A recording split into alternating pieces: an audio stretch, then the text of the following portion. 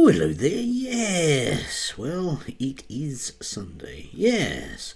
Now, it's quite easy in a lot of ways to sneer at right-wing groups because they very often get things, well, just blindingly wrong.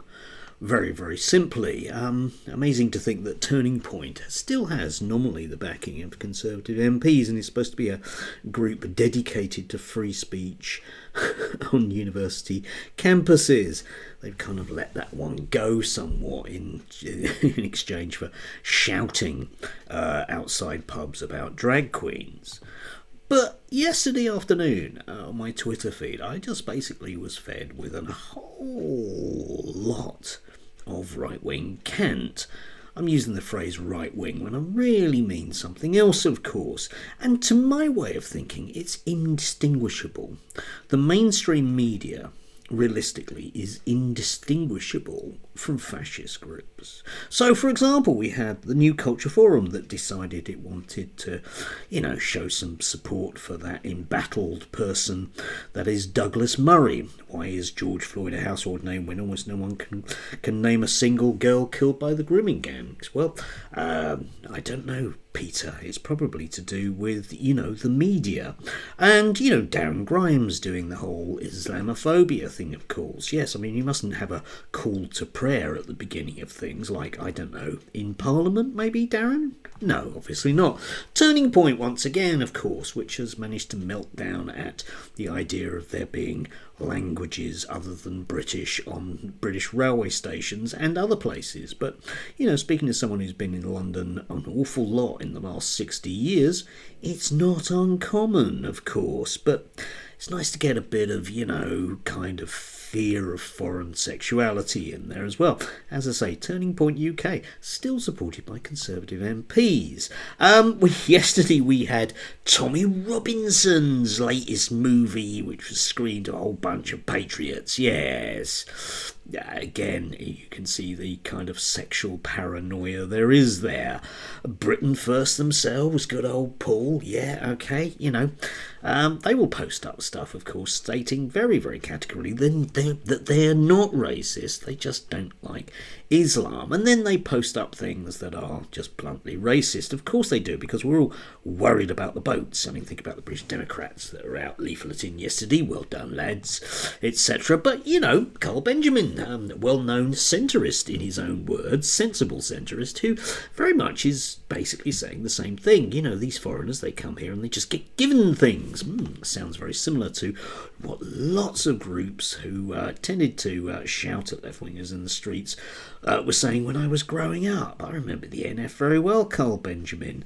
I imagine you do as well, but of course you're not like them. You're a sensible centrist, aren't you? Yes, indeed. Here's Paul Golding going back with this kind of spurious notion about how wonderful things were in the past. I want my country back. I want to preserve my own ethnicity, culture, traditions and religions. That doesn't make me a racist. It makes me a patriot. Of course it does, yes, indeed. And, Spiked, for example, will forever bang on about the problem with, not a racist one, we're not racist, we just don't like Islam, because intrinsically people that belong to an Abrahamistic religion are bad, whereas the other people that belong to the Abrahamistic religion are good, and the other people that belong to the other Abrahamistic religion are good as well. Yes, indeed, of course they are. And again, the New Culture Forum decided to, wade in with their historical knowledge, because Rafe, he's a historian. And, we get this. It is an empirical fact that London was safer before the era of mass migration. Yes,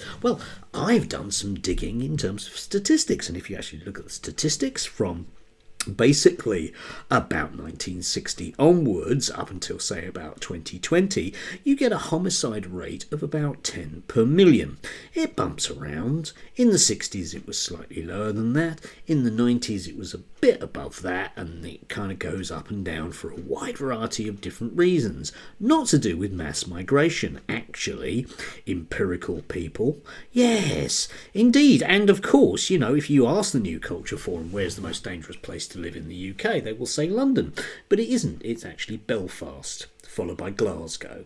But never mind, eh? Just facts. Just facts. Don't worry about the facts. The important thing, of course, here is that we need a more sensible debate with facts about migration, which, of course, we're not going to get from these people, are we? No. And, and then you get that kind of wider sort of creeping fascism thing about the militarism of society, which we're really sort of slipped into, So we get pieces in the Daily Telegraph about, oh, isn't it dreadful there aren't enough white babies that will be cannon fodder?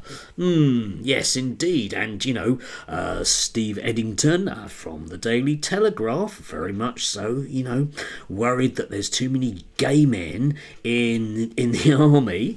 I don't know. I think your sexuality means you can still pull a trigger, actually. And of course we have James Esses with his usual stuff melting down at a flag, as he always does. Of course he does. I mean, this was just a selection from yesterday, but you can see that these people, most of whom will have a very mainstream platform, sound exactly like the people who don't have a mainstream platform. And I'm thinking about that old saying, if it quacks and sits on water and has webbed feet, it's probably Ernst Röhm and the SA. Yes. Anyway, do have a lovely, lovely day. We are being primed for fascism, I'm afraid, aren't we? Yeah, that'll be good for us. After all, we've got all those international laws that will protect us, haven't we? Haven't we?